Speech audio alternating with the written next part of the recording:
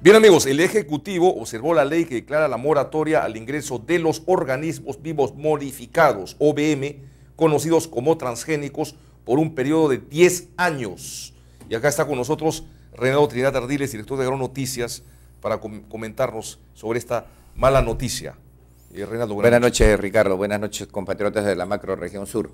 Bueno, es verdad que es una mala noticia, pero es el lógico final de un gobierno antinacional y antiagrario, como es el de Alan García Pérez.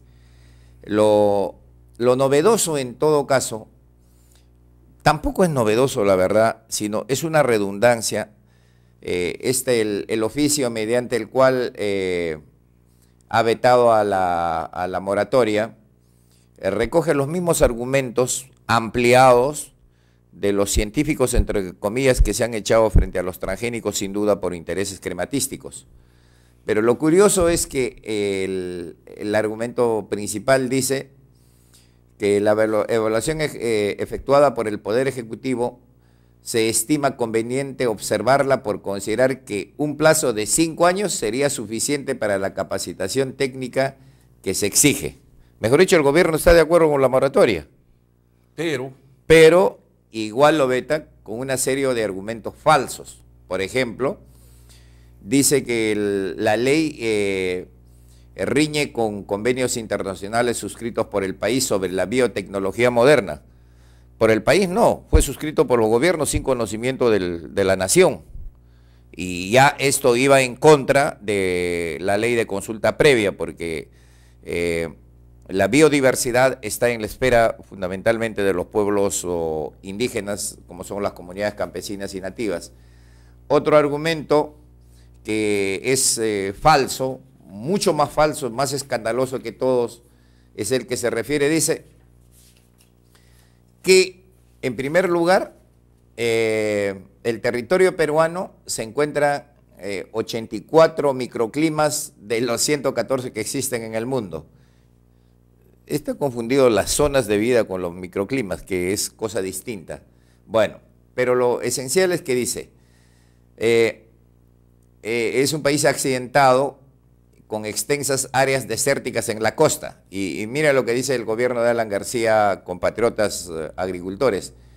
La agricultura orgánica es aplicable a áreas pequeñas y la agricultura intensa, utilizando variedades mejoradas por métodos convencionales o modernos, o sea, transgénicos, se presta más para desarrollarse en valles costeros. Mejor dicho, el objetivo era y es transgenizar a la agricultura costera mediante neolatifundios, porque cuando la realidad del país te indica que, primero, porque hay pocas tierras y hay muchos agricultores, acá prevalece la pequeña propiedad. Entonces lo que hay que hacer es organizar a esa pequeña propiedad para que se tecnifique y produzca por métodos convencionales.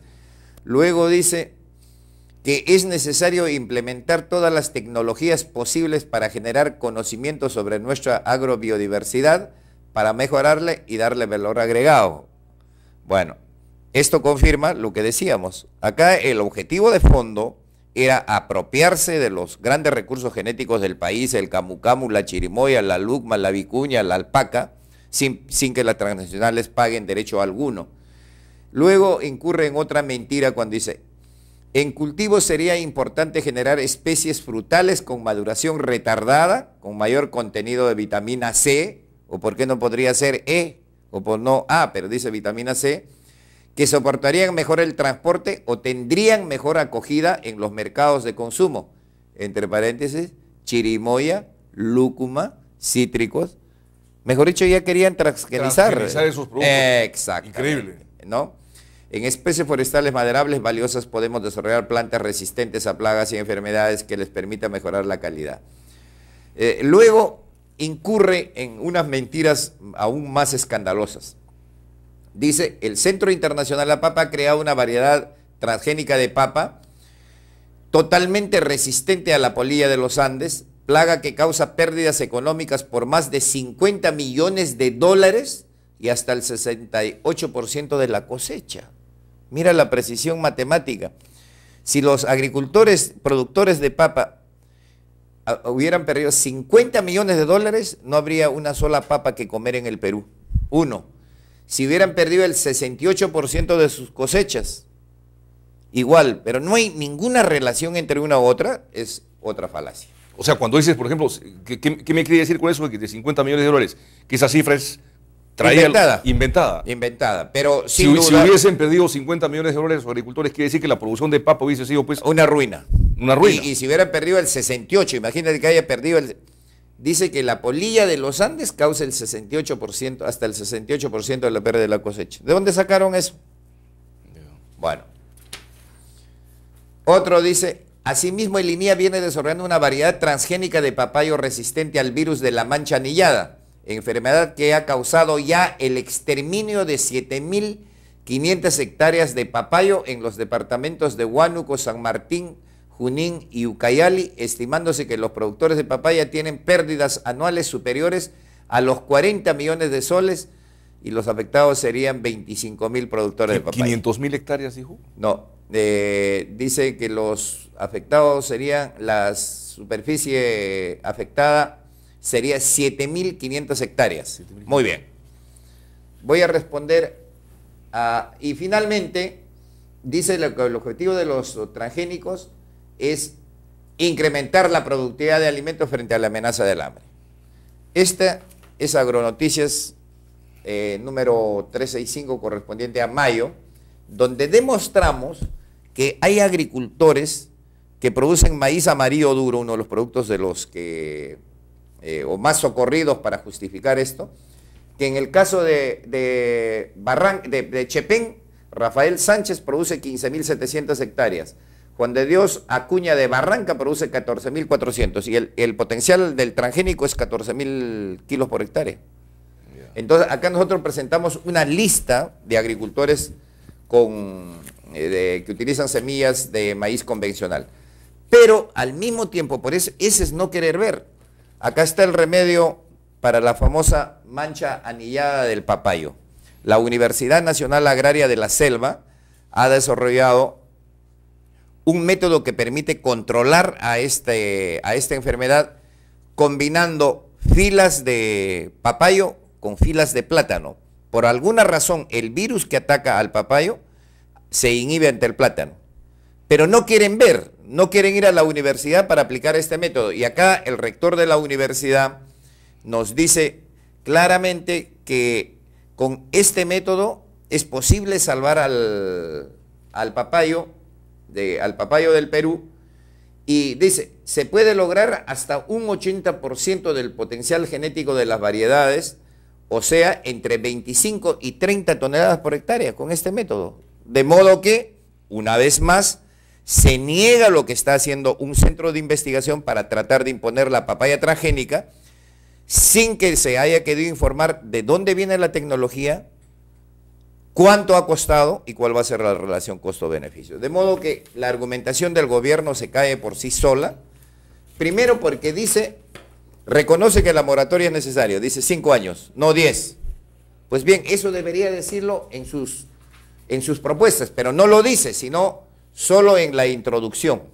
De modo que no le dice al Congreso, sabe, usted tiene que modificar esto, en vez de 10, póngala de 5. No, el veto es a la ley. Muy bien, frente a esta situación, lo que va a hacer obviamente las organizaciones, y por último, cita que como ejemplos de países que han tenido éxito con los transgénicos, Brasil, Argentina y Bolivia.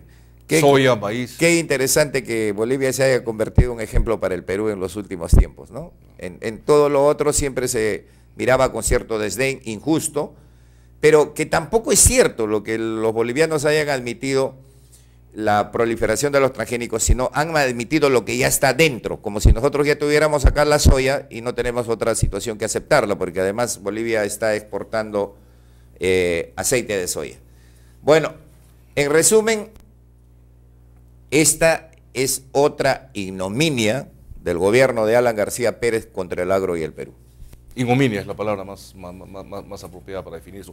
Yo no soy un experto en el tema, pero por lo que he escuchado, pues, para empezar, que le he encontrado hasta fallas de sustento y de redacción a un documento que es, digamos, un documento oficial, se supone, ¿no? Exactamente, pero esto ha sido elaborado por gente que está involucrada con el famoso decreto legislativo 003-2011-AG.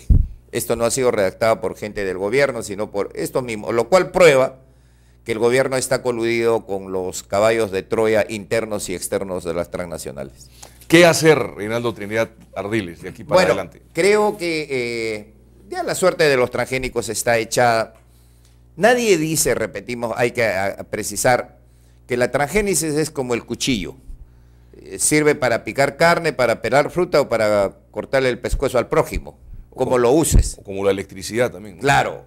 En este caso, por ejemplo, la transgénica se podría utilizar, por ejemplo, en los productos forestales, pero primero lo que hay que es precisar el método en que se debe desarrollar y en aislamiento, porque el gran tesoro del Perú es la biodiversidad. Acá no es tan fácil desarrollar transgénesis como en otros países.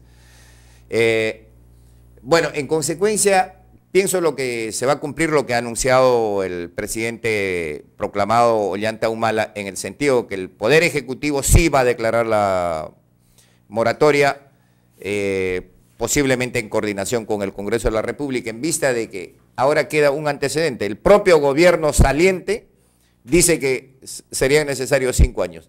Yo creo que 5 años podría ser un periodo razonable para buscar un entendimiento entre todos los peruanos y ver la estrategia que debemos elegir para, bueno, a ver, vamos a investigarlo, pues que se investiguen en recintos cerrados, hay que probarlo en el desierto o en ambientes que no entran en riesgo ni para el medio ambiente, ni para la biodiversidad, ni para el agro, ni para la seguridad alimentaria. De acuerdo. 5 años, ¿te parece a ti entonces que sería? Yo creo que sería razonable un gobierno responsable que busque entendimiento entre los diversos actores de la economía nacional y de la opinión pública. Sin embargo, cabe reiterar que la comisión multisectorial encargada para evaluar el Decreto Supremo 003 tenía un abierto predominio del empresariado identificado con los transgénicos. Y ahora mismo estamos viendo en los grandes medios de comunicación que ha saltado aplaudiendo al gobierno por lógica la gerente de Comex, Patricia Teuliet. Es la única. Y obviamente el asesor de Benavides y editor económico del Diario Expreso, José Patiño, ha sido y comentarista de radio programas, otro de los que ha aplaudido. Pero todos ellos forman parte de una tendencia que está vinculada a las transnacionales y a los grandes poderes locales que no tienen consideración por la opinión del grueso de los peruanos, entre ellos unánimemente los agricultores y los gastrónomos. De acuerdo, efectivamente, Gastón Acurio, que es pues nuestro principal representante de la nueva gastronomía peruana, se ha opuesto tajantemente a la introducción de los transgénicos en el país. De manera que, bueno, de lo que tendremos nosotros, Reinaldo, un poco que enorgullecernos, y bueno, tú más que ninguno, es haber aportado pues un granito de arena todas estas últimas semanas y meses en oponerse pues a la introducción masiva de las semillas transgénicas en el país. Y anecdóticamente, todos estos caballeros que hablan por diversos medios que no conocen el tema a fondo, no se han atrevido a refutar lo que nosotros publicamos. Nosotros dimos 20 argumentos por qué debemos oponernos a la forma como hacían, más que a los transgénesis y a los transgénicos. Y no han podido responder.